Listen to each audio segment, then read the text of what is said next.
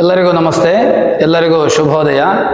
ಮುಖ್ಯವಾಗಿ ಫೆಬ್ರವರಿ ಮತ್ತೆ ಮಾರ್ಚ್ ತಿಂಗಳು ಬಂದಿದೆ ಅಂತ ಹೇಳಿ ಆದರೆ ಪೋಷಕರು ಮತ್ತೆ ಎಲ್ಲ ಮಕ್ಕಳುಗಳು ಕೂಡ ಸ್ವಲ್ಪ ಭಯಭೀತರಾಗ್ತಾರೆ. ಯಾಕಂತ ಕೇಳಿದ್ರೆ ಇದು ಪರೀಕ್ಷಾ ತಿಂಗಳು ಎಂಬುದಾಗಿ.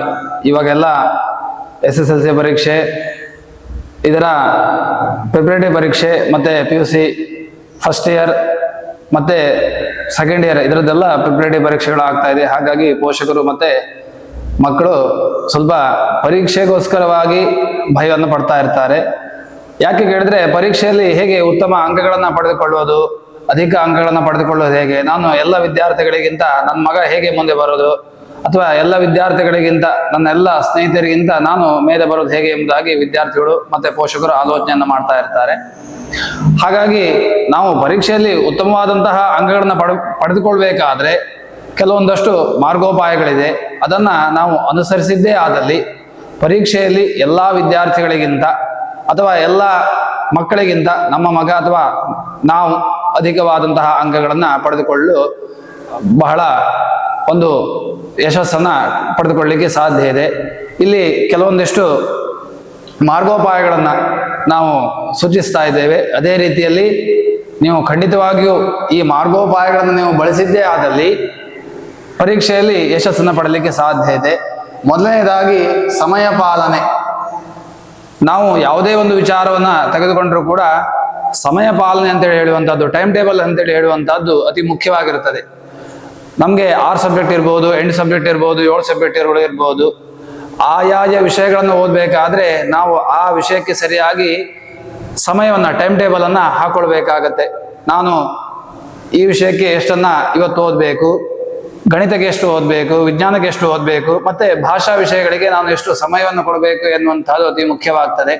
ಹಾಗಾಗಿ ಆಟ ಪಾಠ ಯಾವುದೇ ಇದ್ರೂ ಕೂಡ ಮೊದಲನೇದಾಗಿ ಸಮಯ ಪಾಲನೆ, ಟೈಮ್ ಟೇಬಲ್ ಅನ್ನು ಹಾಕಿಕೊಳ್ಬೇಕಾಗತ್ತೆ. ಹಾಗಾಗಿ ನಾವು ಈ ತಿಂಗಳುಗಳಲ್ಲಿ ಫೆಬ್ರವರಿ ಮಾರ್ಚ್ ಅಥವಾ ನಮ್ಮ ಯಾವುದೇ ಕೆಲಸಗಳಲ್ಲಿ ನಾವು ಸಮಯ ಪಾಲನೆಯನ್ನು ಸರಿಯಾಗಿ ಮಾಡಿದ್ದೇ ಆದಲ್ಲಿ ಯಶಸ್ಸನ್ನು ಪಡಲಿಕ್ಕೆ ಸಾಧ್ಯ ಇದೆ. ಹಾಗಾಗಿ ನಾವು ಎಷ್ಟು ವಿಷಯವನ್ನು ಓದ್ತೀವಿ ಅದಕ್ಕೆ ಸರಿಯಾಗಿ ಟೈಮ್ ಟೇಬಲ್ ಅನ್ನ ಮೊದಲನೇದಾಗಿ ಹಾಕೊಳ್ಬೇಕಾಗತ್ತೆ. ಸಮಯ ಪಾಲನೆ ಅತಿ ಮುಖ್ಯವಾದಂತಹದ್ದು. ಮೊದಲಿಗೆ ಟೈಮ್ ಟೇಬಲ್ ಅನ್ನು ಹಾಕೊಳ್ಬೇಕು. ಅದಾದ್ಮೇಲೆ ಎರಡನೇದಾಗಿರ್ತಕ್ಕಂಥ ವಿಚಾರ ಪೌಷ್ಟಿಕ ಆಹಾರ ಸ್ವೀಕಾರ.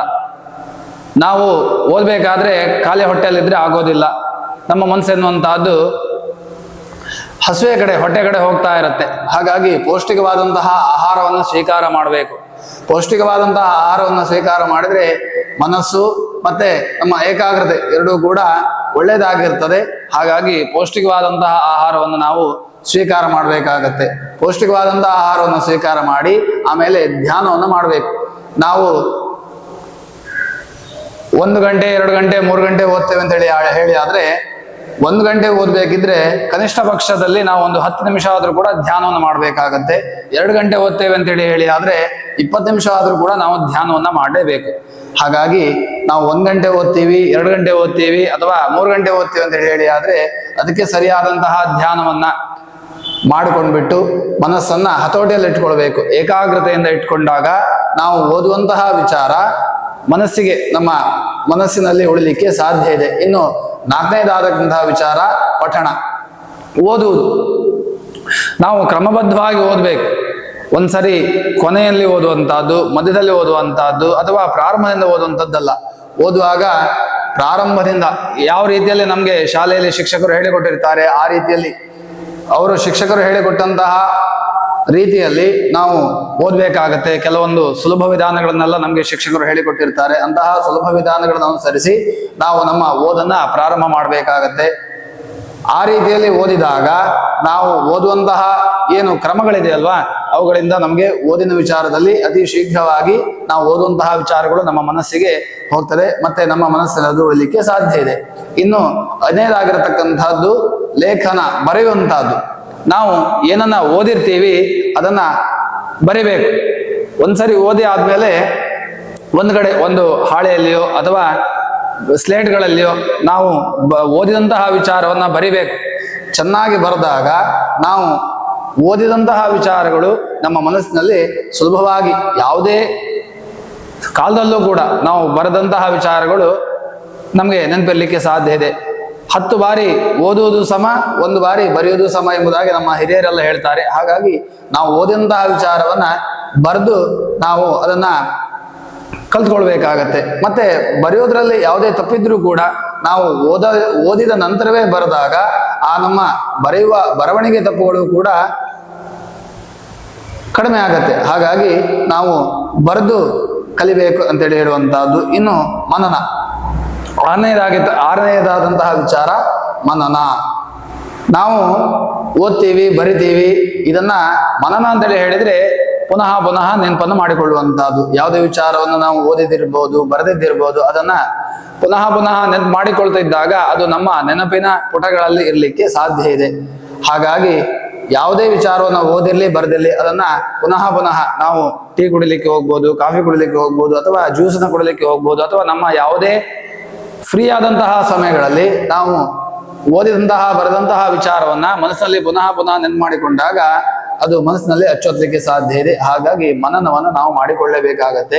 ಇನ್ನು 7ನೇದು ಮನೋರಂಜನೆ. ಖಾಲಿ 24 ಗಂಟೆ ಓದ್ತಾ ಇದ್ರೆ ಸಾಕಾಗೋದಿಲ್ಲ. ನಮ್ಮ ಮನಸ್ಸಿಗೆ ಉಲ್ಲಾಸ ಎನ್ನುವಂತಹದ್ದು ಬೇಕು, ಖುಷಿ ಎನ್ನುವಂತಹದ್ದು ಬೇಕು. ಅದು ಯಾವ್ದ್ರಿಂದ ಕೂಡ ಸಿಗುವಂತದ್ದಿಲ್ಲ. ನಮ್ಗೆ ಯಾವ ವಿಚಾರದಿಂದ ನಮ್ಗೆ ಮನೋರಂಜನೆ ಸಿಗ್ತದೆ? ಕೆಲವರಿಗೆ ಕಥೆ ಓದಿದ್ರೆ ಸಿಗ್ತದೆ, ಕೆಲವರಿಗೆ ಧ್ಯಾನ ಮಾಡೋದ್ರಿಂದ ಸಿಗ್ತದೆ, ಕೆಲವರಿಗೆ ಕ್ರಿಕೆಟ್ ಆಡೋದ್ರಿಂದ ಸಿಗ್ತದೆ, ಕೆಲವರು ಅವರವರ ಹವ್ಯಾಸಗಳನ್ನ ಮಾಡೋದ್ರಿಂದ, ತೋಟಗಾರಿಕೆ ಇರಬಹುದು, ಮತ್ತೆ ಅಡಿಗೆ ಮಾಡೋದಿರ್ಬೋದು, ಇಂತಹ ವಿಚಾರಗಳಲ್ಲಿ ಕೆಲವರಿಗೆ ಮನೋರಂಜನೆ ಸಿಗ್ತದೆ. ನಮಗೆ ಮನೋರಂಜನೆ ಯಾವ ವಿಚಾರಗಳಲ್ಲಿ ಸಿಗ್ತದೆ ಆ ವಿಚಾರಗಳನ್ನು ನಾವು ತೆಗೆದುಕೊಂಡು ಮಾಡಿದಾಗ ನಮ್ಗೆ ಮನಸ್ಸು ಉಲ್ಲಾಸದಿಂದ ಇರ್ಲಿಕ್ಕೆ ಸಾಧ್ಯ ಇದೆ. ಮತ್ತೆ ಮನೋರಂಜನೆಯಿಂದ ನಮ್ಮ ಮನಸ್ಸು ಖುಷಿಯಾಗಿದ್ದು ನಾವು ಓದಿದಂತಹ ವಿಚಾರಗಳು ನಮ್ಮ ಮನಸ್ಸಿನಲ್ಲಿ ಹಾಗೆ ಉಳಿಲಿಕ್ಕೆ ಸಾಧ್ಯ ಇದೆ. ಇನ್ನು ಕೊನೆಯದಾಗಿ ನಿದ್ರೆ ಮಾಡುವಂತಹದ್ದು. ಕೆಲವರು ಪರೀಕ್ಷಾ ಸಮಯದಲ್ಲಿ ರಾತ್ರಿ ಎಲ್ಲ ನಿದ್ರೆಯನ್ನು ಬಿಟ್ಟು ಓದ್ತಾರೆ, ಹಗಲಿನಲ್ಲಿ ನಿದ್ರೆಯನ್ನು ಮಾಡ್ತಾರೆ. ಈ ರೀತಿ ಮಾಡಿದ್ರೆ ಪ್ರಯೋಜನಕ್ಕೆ ಬರೋದಿಲ್ಲ. ನಮ್ಮ ಮನಸ್ಸು ಎನ್ನುವಂತಹದ್ದು ಏನೋ ಕಳೆದುಕೊಂಡಂತಹ ರೀತಿಯಲ್ಲಿ ಇರುತ್ತೆ. ಹಾಗಾಗಿ ಸರಿಯಾಗಿ 7 ರಿಂದ 8 ಗಂಟೆ ಹೊತ್ತು ನಾವು ನಿದ್ರೆಯನ್ನ ಮಾಡಲೇಬೇಕು. ಕಡಿಮೆ ಅಂತ ಹೇಳಿದ್ರೆ, ಹೆಚ್ಚು ಅಂತ ಹೇಳಿದ್ರೆ 10 ರಿಂದ 11 ಗಂಟೆಗಳ ಕಾಲ ವಿದ್ಯಾರ್ಥಿ ಜೀವನದಲ್ಲಿ ನಿದ್ರೆಯನ್ನ ಮಾಡಲೇಬೇಕಾಗತ್ತೆ.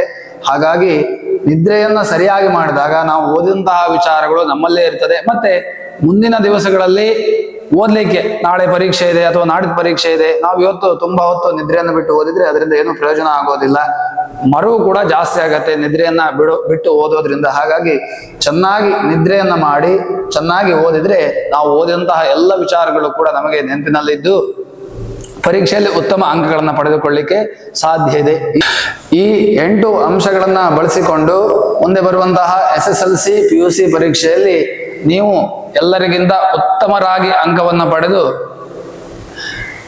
ಒಳ್ಳೆಯ ಸಾಧನೆಯನ್ನ ಮಾಡುವಂತಾಗಲಿ ಎಂಬುದಾಗಿ ಎಲ್ಲರಿಗೂ ಕೂಡ ಶುಭವನ್ನ ಹಾರೈಸುತ್ತಿದ್ದೇನೆ.